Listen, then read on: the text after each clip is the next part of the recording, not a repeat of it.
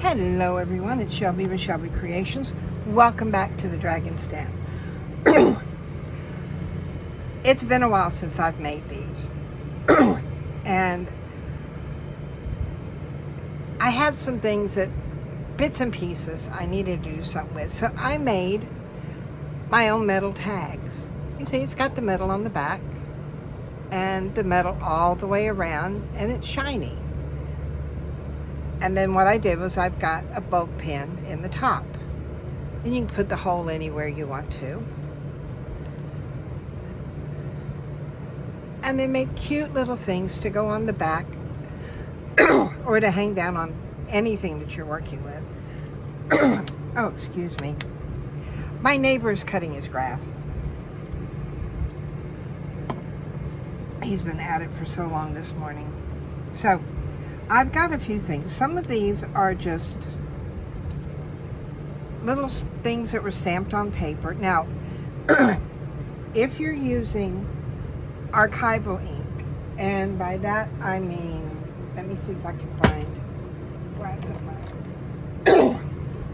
If you're using this kind of ink, you really don't need to do anything else. But if you use your Distress Oxide or your Distress, you will need to, once they dry, go over them with fingernail polish.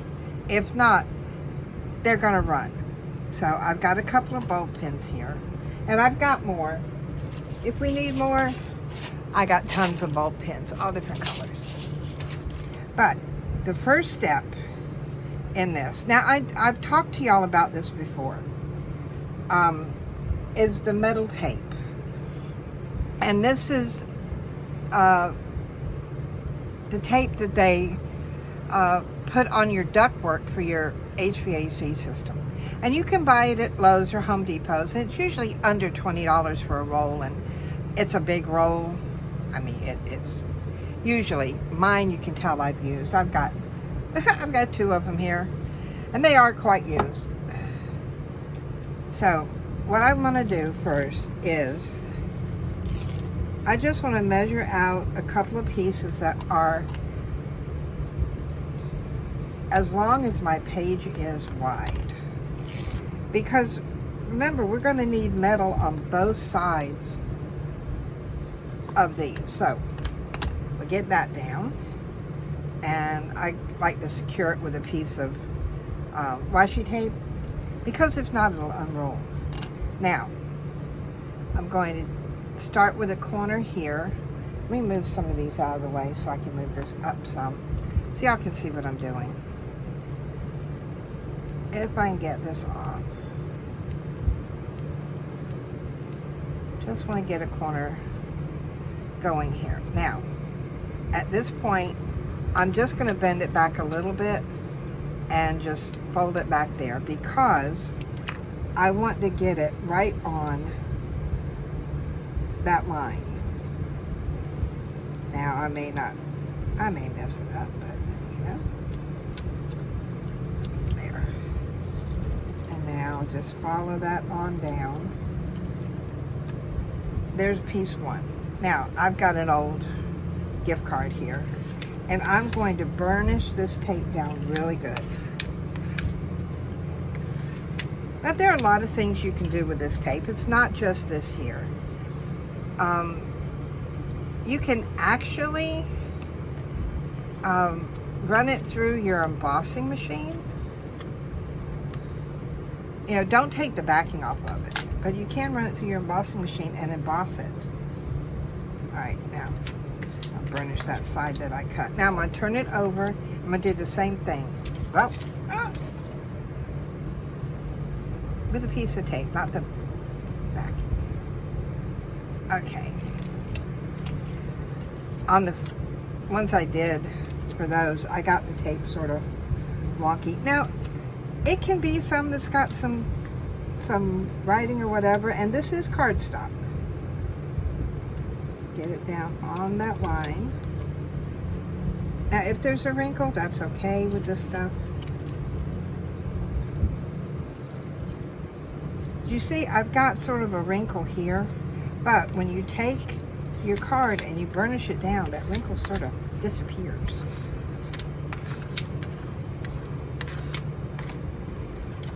Okay, now, again, I'm going to trim off these sides. Pull it up. I can just fold over. And I can, if you don't want to trim it, that's okay, just fold it over. It's just a small piece there, so I'm not going to worry about it. Now, coming back to my front side, or either side can be front with this. I've got some, let's move these out of the way. I have some stickers. You know me and stickers. I love using my stickers. And all I'm going to do is I'm going to put them down here. Now, I'm not worried too much about covering everything. But on these here, what I do is I trim off around the outside. Because we're going to have metal there. We don't want all that extra. Or you may like it. You can leave it if you want. You know, this is your little things you're making.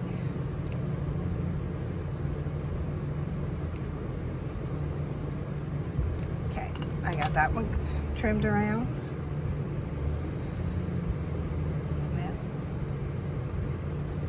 All right, you're not going to work now. Okay, we'll come in here with our tape. Peel that backing off.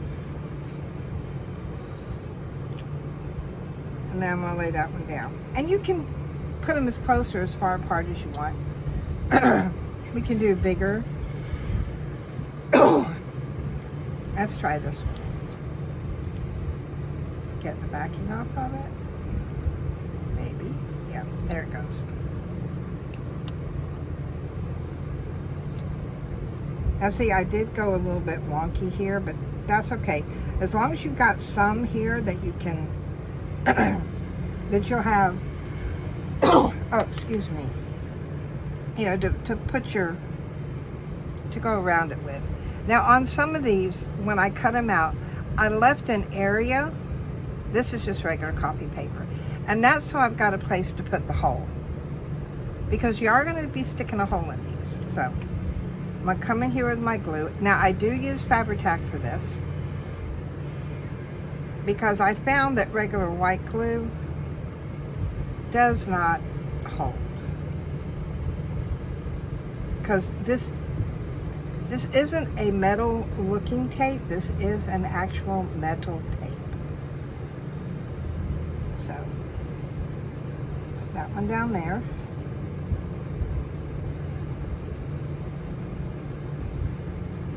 And let's do another one. Let's do this one here. I've got room here.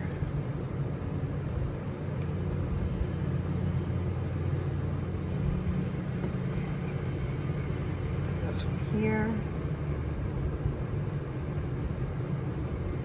That one's down. Now, do I have, I can actually put another one over here.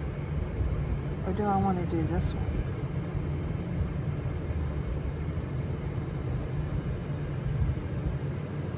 Let's do this one. You know, some of the backings on these come off really easy. Others not so much. Let's see, I do have, I do have some marked there. Okay, now, your next step is to take something like Glossy Accents or Crystal Nouveau Drops, you know, whatever you prefer to use. Now, if you are left-handed, start from the right-hand side. If you're right-handed, start from the left-hand side, because as you fill, your hand is not going to get in the way. And what you want to do is cover everything, not the metal, just the sticker or the paper, with your Glossy Accents or your Nouveau Drops.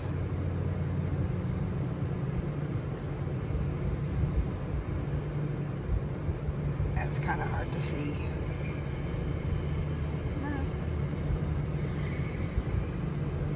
I have got You know what's so funny is this is a brand new one, and there's already a clog in it.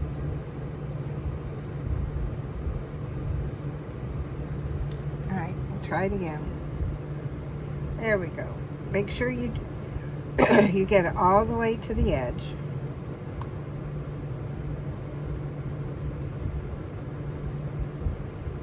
And this is easier said than done. There. Had to bust through that clog. Now, yes, it got a bit of it, you know, a bit more out than normal.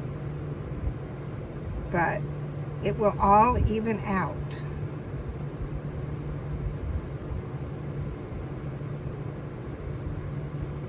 Okay, come down here. And then fill in the middle. Now, if there's tiny bubbles in it, I don't mind. But I do want everything, you know, pretty much covered. Now, I did have some that run over. All I'm going to do is take my fingernail and just push it back. And we do that. Now, see, there is a little bubble there. If you do not like the bubbles, simply take your pin and bust it. And it will ooze back in there together. So, and then it will go, we do all of these. I go around the outside.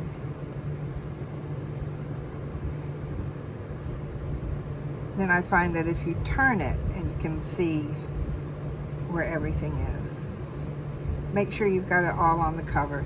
And you're going to do that for all of these. Now, to save time, I'm not going to do all of these. Then once you, I'll do these after, when I, off camera. But this needs to set. It needs to dry. It needs to harden. So this is not a quick and easy thing. You set this aside and let it dry and harden overnight. So for now, I'm just going to set that over there. Then when you come in the next day, you've got the sheet, and they sort of look like this. See, I trimmed this one out. And then all you're doing with just your regular scissors, come around here as close or as, you know, as you want it. Now this one here, I'm going to leave some room, probably a little, probably around 1/8 of an inch. And I'm not cutting it as close as I would for one of the smaller ones, and I'm going to show you why. See, go down here, there. Now I've got that much done. Let me get rid of all this trash up here.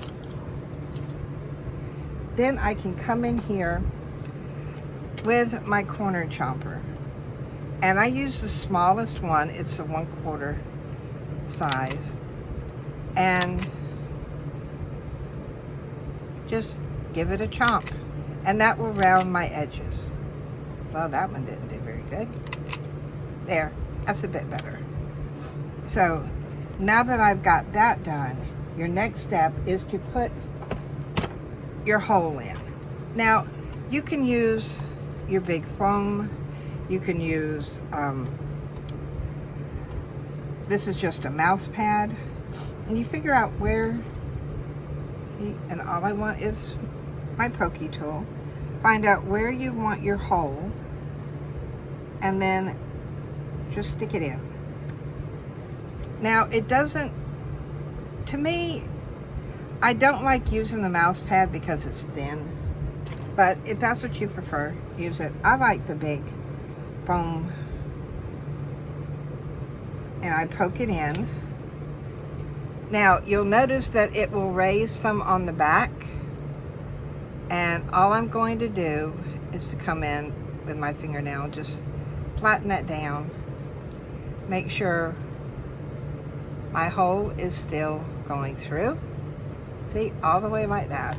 And then grab you a bowl pin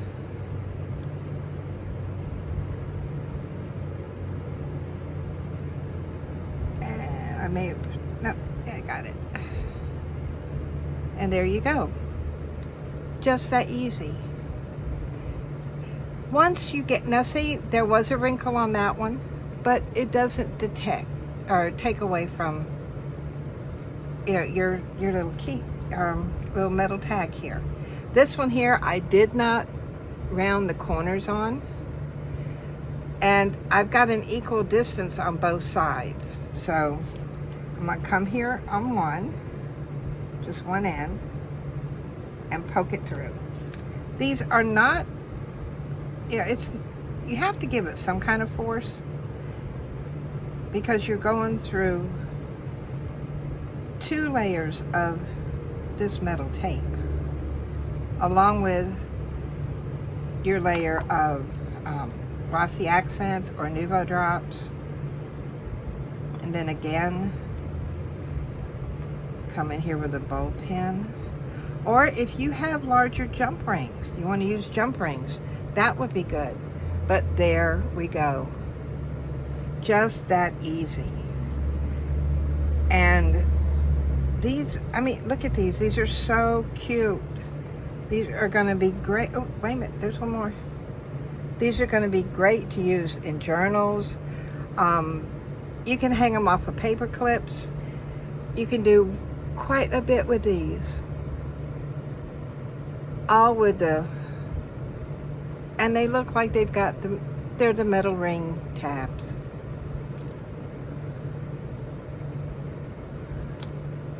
So, if you enjoyed what I've shared with you today, give me a thumbs up. If you are not a subscriber to my channel, please become one. Hit that subscribe button.